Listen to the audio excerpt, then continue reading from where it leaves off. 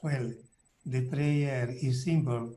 We begin in the name of the Father, and of the Son, and of the Holy Spirit, meaning that by the sign of the cross we are calling upon us the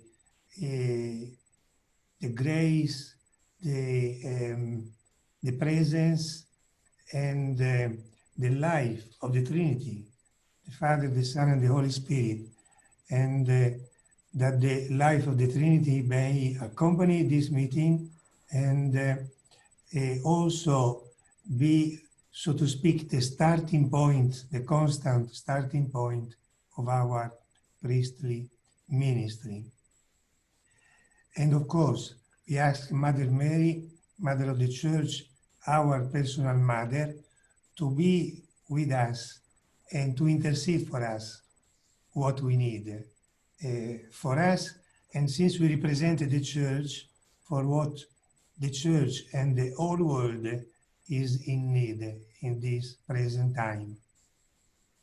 And grateful for the blessing of the Father and of the Son and of the Holy Spirit and the intercession of Mother Mary, I offer you my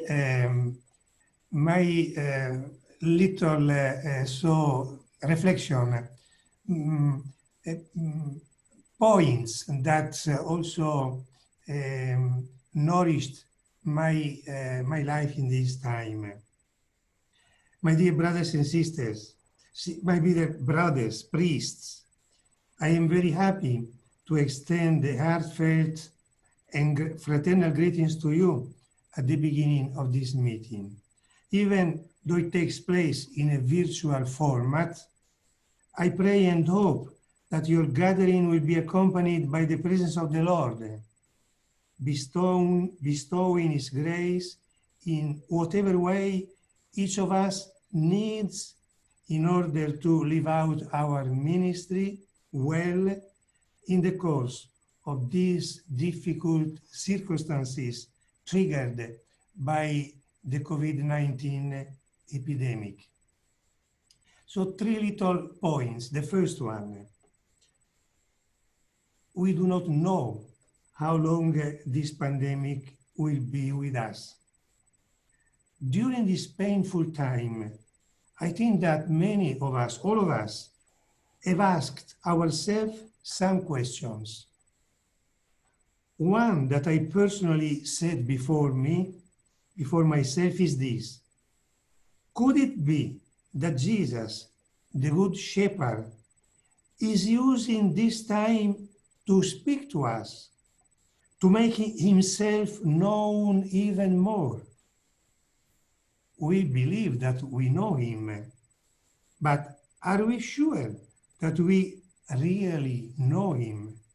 As priests, are we really aware of the trust that he has in us by calling us to the priesthood?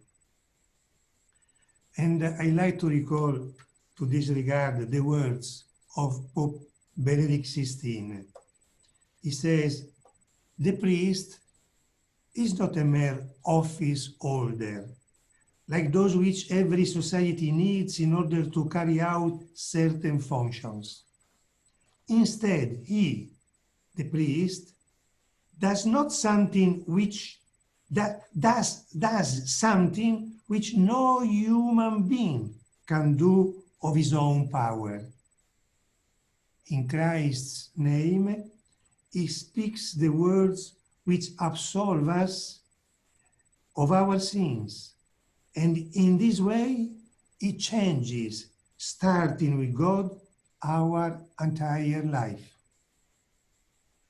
Over the offerings of bread and wine, he, the priest, speaks Christ's words of thanksgiving, which are words of transubstantiation, words which make Christ himself present, the risen one, his body and blood, words which thus transform the element of the world, which open the world to God and unite with him. The priesthood, then, is not simply office, but sacrament. That means an effective sign of grace, of the life of God. God makes use of us, poor men, in order to be, through us, present to all men and women, and to act on their behalf. This audacity of God, who entrusts himself to human beings, who, conscious of our weaknesses, nevertheless considers men capable of acting and being present in his stead, this audacity of God is the true grandeur concealed in the word priesthood. Friends, allow me to express myself in more simple words. With our priestly ordination, it is as if Jesus told us, Luigi, John, Peter, Michael, what I did, now do it yourself. I give you everything you need, and I am with you so that you, always acting in communion with the Church, and therefore in the name of the Church, what I have done, you also can do. I said, in communion with the Church. Never forget this.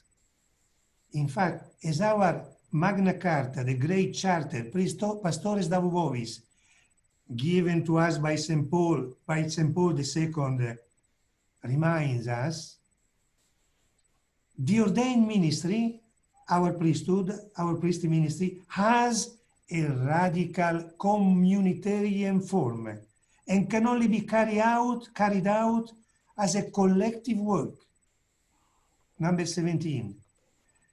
And continues, by its very nature, the ordained ministry can be carried out only to the extent that the priest is united to Christ through sacramental participation in the priestly order, and thus to the extent that he is in hierarchical communion with his own bishop, not only with his own bishop, but with all our brothers in the priesthood.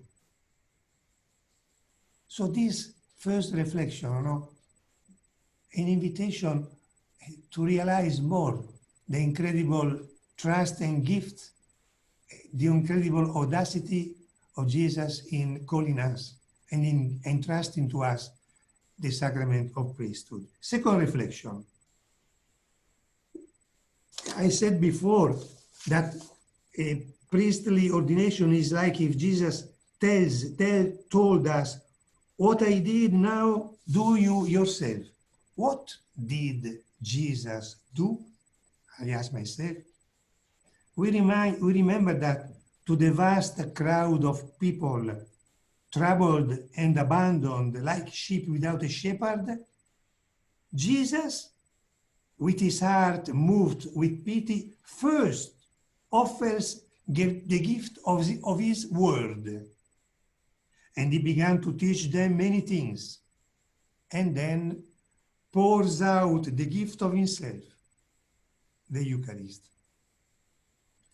Jesus, who gives himself in the Word and in the Eucharist, is the image of the Good Shepherd who gives himself, is the image of the Church that gives himself, is the image of the Church that goes forth towards the existential peripheries, is the image of the pastor and of the Church who do not live for themselves, but for humanity, to love, to serve, to save humanity.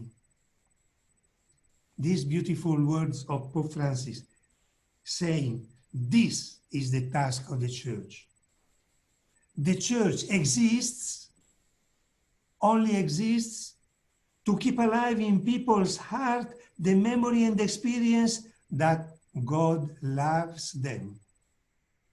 It exists to tell everyone, even those farther away, God does not forget you. He cares about you. Even in the storm, in your storms, He is with you. But how? How can we love and serve humanity today? There is always this question, how? How can I really intercept the demands, the needs? I say, we will be able to know how to serve humanity if we ask. If we do as Jesus did when he asked Bartimaeus, that blind man, what do you want me to do for you? It's a question of asking our brothers and sisters. Too often, sometimes, we simply speak to them and do not listen, ask to them. It's a question of asking our brothers and sisters, tell me, how can I love you? How can I serve you? How can I help you? Also, Pope Francis, in his last encyclica, Fratelli Tutti, speaks about this necessity of listening. He says, today's world is largely a deaf world. At times, the frantic pace of the modern world prevents us from listening attentively to what another person is saying. We must not lose the ability to listen. Saint Francis heard the voice of God. He heard the voice of the poor.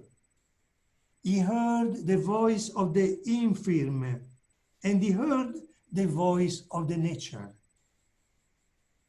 He made of them a way of life. And Pope Francis, to conclude, my desire is that the seed that St. Francis planted may grow in the hearts of many.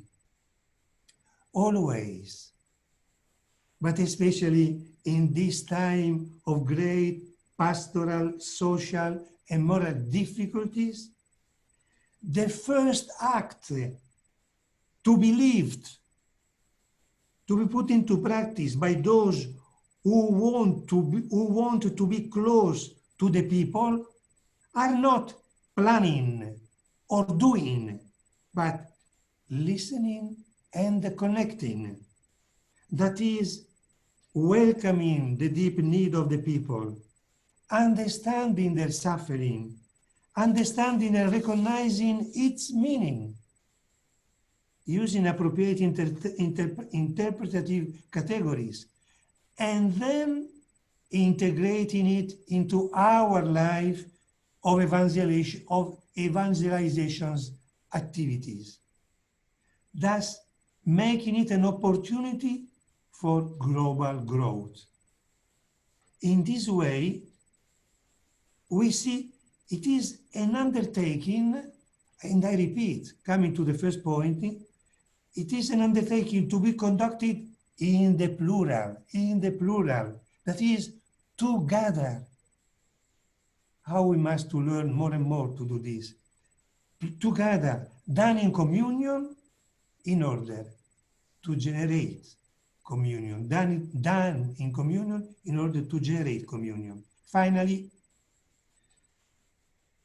and the third point, in this present condition of apparent ministerial stasis, where it seems that everything is stalled, the power of intercession must be rediscovered.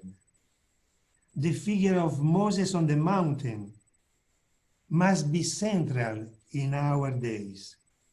Victory is obtained by the raised hands of the man of God on a hill, in an elevated but isolated position, while the battle is fought on the plain at a great distance. We too, in these days, are crossing the desert. Yet we must be confident that it is precisely within the desert, this desert, and in our poverty, that God speaks to us and manifests himself to us. In particularly, I urge you to embark on this prayer of intercession together, in communion with one another, even if physically distant, since we are sure that the Lord listens to what we ask when we are united in his name. I too accompany you with my prayerful closeness. It is with gratitude that I greet you with the words of St. Paul. I thank you, my God, every time I remember you, always praying with joy for you in all my prayers. And in this communion of prayer, in this communion of this prayer of intercession, I greet you, I remain with you, and please, I also ask you, do not forget to pray for me. And let me also extend to each one of you, in the name of Pope Francis, his apostolic blessing you in the name of the Father, and of the Son, and of the Holy Spirit. Amen. And my best wishes to the Canadian Federation of Presbyteral Council. Ciao.